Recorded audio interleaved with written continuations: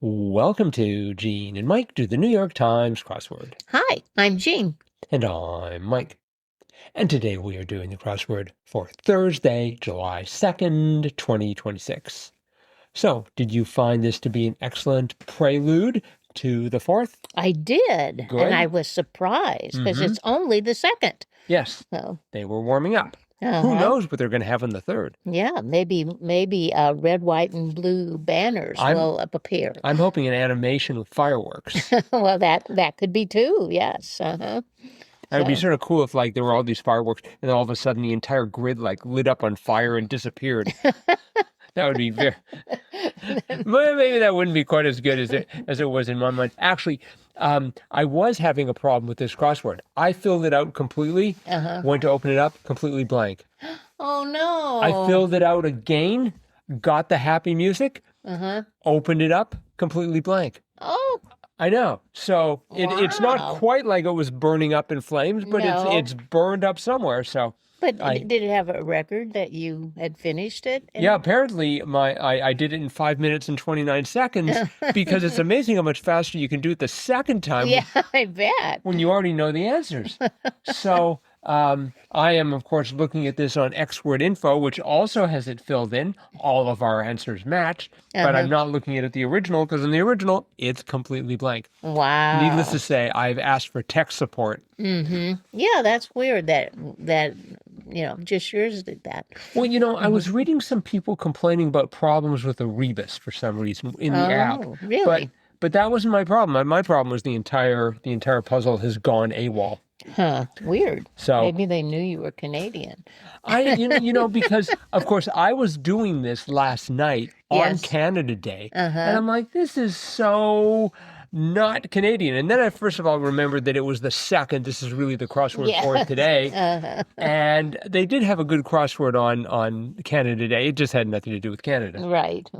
So, but this one had a lot to do with the United States. It certainly did. It certainly did. The theme was 1776. All kinds of things related to, I guess, our very first 4th of July back in 1776. And the interesting thing about each one of those clues was there was at least one rebus in them, and sometimes there were two. But for example, 18 across, groups at the First Continental Congress in 1774, and that was delegations. And then we had 23 across, 10 Hamiltons, and the answer to that was a Benjamin, because Benjamin Franklin is on the $100 bill. And we had 25 across, American Revolution heroes, and that was patriots. And then we also had the word elect. We had the year, last full year of John Adams' presidency, which in Roman numerals is MDCCC. Yes. We had the U.S. Census, which was a periodic survey that started under Secretary of State Thomas Jefferson. We had the John Paul Jones battles were naval. We had the first person to sign the Declaration of Independence, of course, John Hancock. We all know that. We also had father of the Constitution and his family, and that was Madison's. Right. And then finally, the very last one, it says 73 across, American settlement until 1776, or a hint to 13 squares in this puzzle. Remember the word, or remember the number 13. I will. And of course, the answer was colony. And all of the rebuses that were in those words were the abbreviations of the 13 colonies. Right. So you had 13 rebuses, which is, I think, a record for me. It's a lot of rebuses, or a lot of rebusi. And of course, they were just 2 letters. Right. So like in delegation, we had Delaware at the beginning and Georgia at the gations part of the answer. In Benjamin, we had NJ for New Jersey. In Patriots, we had Pennsylvania and Rhode Island. In elect, we had Connecticut at the end. In the 1800, John Adams' last year of presidency, MD was Maryland. We had in the U.S. Census, S and C for South Carolina. In the word Madison's, we had Massachusetts. In the word naval, we had Virginia. In JohNHaNCock, we had both New Hampshire with the N of John and the H of Hancock, and then the NC in Hancock was North Carolina. And finally, in the word colony, the last two letters, New York. Yes, I find it interesting that in the New York Times, the very last two are NY. Right, yeah, that was interesting juxtaposition there. So those were the theme clues, and there were a lot of them. There were a lot of rebuses. Right. But I made it through. Mm-hmm. Although I was like, I think there needs to be one more. I kept counting them, and I could only count 12, but there were indeed 13. Yeah.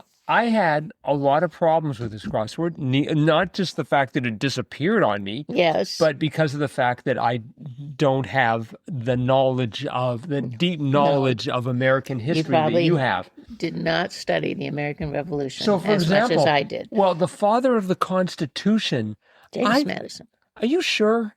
Yeah. Because I can remember, I thought there was some other genius, like not Alexander Hamilton. Mm-hmm. Is there someone actually named Alexander Hamilton? Yes. Okay, good. Of course. Well, no, we shouldn't say of course when I'm giving an answer and it relates to American history. But like John Adams, there was some other person. At first I thought it was Benjamin Franklin. Well, I mean, Thomas Jefferson wrote the Declaration. That was it. Jefferson. He wrote the Declaration of Independence. Well, but Madison wrote the U.S. Constitution. Okay, see, to me, the two are exactly the same. No. I really don't pay... No. The Constitution, that has all of the different articles and the Bill of Rights and the amendments, like for giving women the vote and stuff like that. That's the Constitution. That's the Constitution. Right. The Declaration of Independence was a goodbye Britain letter. Yes, that all the bad things the king had done, and that we were declaring our independence from Britain, and the men of the Continental Congress signed that. Okay, and with the Constitution, the states had to ratify it. So it was. And George Washington was the one who actually oversaw the Constitutional Convention. But it was Madison that had so many of the ideas that went into it. That went into the Constitution. Right. Mm-hmm. Okay. Yeah. So And when did the Constitution come out? At the same time? No. It was much later. Yeah. See, every time I open my mouth, I reveal how little I know about American history. Yeah. I could do that for a number of other countries, by the way, in case anyone's interested. And I mean, it was George Washington. Like I said, he was the head of the committee that drafted the Constitution, but of course he wasn't president because there was no president because the Constitution hadn't been written yet. But that wasn't about the same time as the Declaration of Independence, 1776. Well, it would have been after the war, and I can't remember what year the war ended, the Revolutionary War. Oh, but because Britain still considered themselves. Okay. Overseers of this country. Well, it is clear that if someone is not an American or has not studied American history, they're going to have problems with this crossword. Oh yeah. It would be very difficult. I was able to get all of the states except I was short one. And it was Madison's. See, because I didn't know Madison. Oh. And I had, for the longest time, I had kissed or whacked. I had socked. Because when you whack someone, you sock them. Right. And I thought perhaps that's some slang I don't know for kissed. No. You sock them. No. And so that crossed with 59 down. The 1970 Neil Diamond song about an imaginary childhood friend, Shiloh. Mm-hmm. And I read that clue and I'm like, really? I have to know something 56 years from some singer who I barely know. Oh, no. And then that cross was 70 across, soul singer Adams, Oletta, who I also didn't know. Mm-hmm. And I'm just like, wow. Man, there were just like natics galore all over the place. Uh-huh. So... Mm-hmm. So but you persevered. On behalf of non-Americans everywhere, I mean, it is the 250th anniversary. You've got a right to make your crossword do whatever it wants. But if you're going to do that, then on Canada Day, you have to have something Canadian.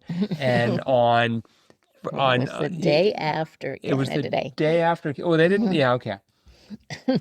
Anyway, the day after. So I wonder if they're going to have any more. What do you think? Do you think they're going to have something themed for Friday and Saturday as well? Maybe Saturday. Yeah, that opportunity to animate the burning of the crossword after the fireworks go off, it should be too tempting to resist, I think. There were a few other good clues here. A lot of them. I liked, I thought 2 down was rather unusual. Unadulterated by plastic, say, all metal. Yeah.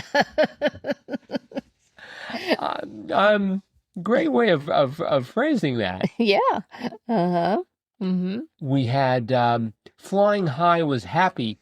I thought that was sort of a reference to drugs, and so I started off with hippie. Oh. But didn't go too far with that. I was glad to see 68 across conglomeration and oleo, O-L-I-O. Yes. Finally, all that time spent memorizing the difference between O-L-E-O, the margarine, and O-L-I-O, the conglomeration, paid off. Very good. Yeah, I was very good. Pleased about that. I thought it was interesting, 52 across, Nixon in China, tenor. And it was the person who played Mao. Yes. Mao Zedong. Right. I'm like, what could be the answer here? Was it some famous tenor? I should know, but no, that was the character in the opera. Well, that cross with 48 down doubled, say, and that was got a hit. Right. I was not quite ready for that. And after I got the answer, I'm like, what? Oh, that sort of doubled. It took me a bit. Yeah. Mm-hmm. I thought the most unusual clue was 10 down, a blank. I'm like, that could be anything. Anything that starts with a consonant. With a consonant could be the word to follow that. But I thought of a priori. Did you really? I did, but I didn't. It didn't fit because that was before I realized that the R and the I had to be the rebus at the end to be Rhode Island. And I should mention, we talked about these rebuses going across. They all worked with the down clues as well. Yeah. So, yeah. Well, no, but I just thought that was like the cruelest clue ever. I mean, I suppose someone could come up with and blank. Even that would be easier because you only have 5 or 6 vowels to worry about. Well, you'd still have thousands of words. It could be. Millions. The English language is dense that way. I was pleased to remember 40 down Granada. Grandma was Abuela. Abuela. I'm not even sure if I pronounced it. It's Grenada, not Granada, right? Grenada, yeah. Is it? Okay. The Grenada grandma, Abuela? No, Abuela. Abuela. Okay, so I got that. Yep. And the periodic survey was as you'd mentioned, the U.S. Census, with the SC being the rebus there. Right. I had to count to figure out 10 Hamiltons equaled 1 Benjamin. And I had no idea who 23 down was. 2-time Tony winner Neuwirth, BB. Oh, okay. Yeah, I gather you knew BB, or BB Neuwirth? Yep. What does BB Neuwirth do when they're... She's an actress. And singer. Okay. She was on the sitcom Cheers for many years. But yeah. 37 across, Chrome alternative was Safari. Yes. I bet if you fill that in correctly, the crossword immediately disappears after you've submitted it. And then 39 across, simple wooden shoes, sabots? Sabots? I think that is the way it's pronounced. I've never heard of a sabot. Oh, yep. It's a wooden, I wooden shoe. I thought clogs. That was as close as I could come to a wooden shoe. No, their actual names are sabots. Okay. Is that like a brand, like Uggs? No, that's just like a pump or a stiletto or loafer.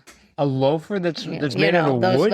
No, it's just the name of the shoe. It's not a... I thought you were giving me examples of wooden shoes. No.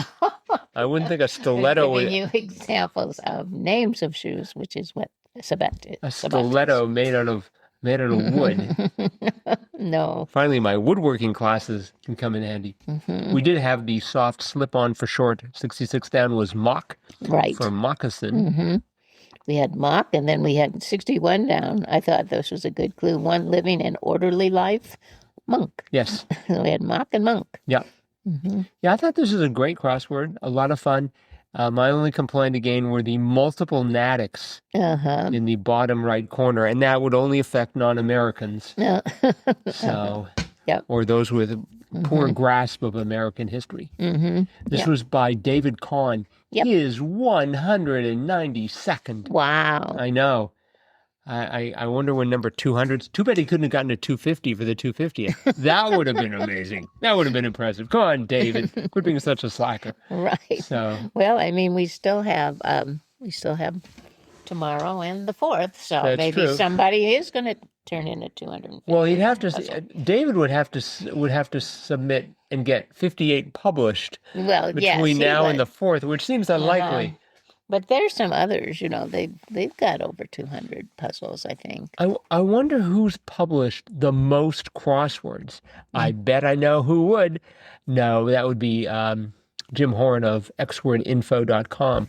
Let's just take a quick look to see if they've got any stats on things like that. I doubt it. Oh, I would not be surprised. We'll have to dig into that because I think that'd be worth looking at. It would be very interesting to see, who is the most prolific crossword creator. Yeah, and who knows? Maybe it's someone from a bygone era, It could be, like yeah. Patrick Barry. Together, he was sort of famous. So, Yep. or maybe Anonymous. Maybe Anonymous turns out to be the leader. All right. Well, I think that is it for today. Okay. Thanks everyone for listening. Hope you enjoyed this podcast. We will be back again with our cutting edge analysis of Friday. That would be the 4th Eve's crossword. We're going to be back again to talk about that tomorrow. Bye-bye.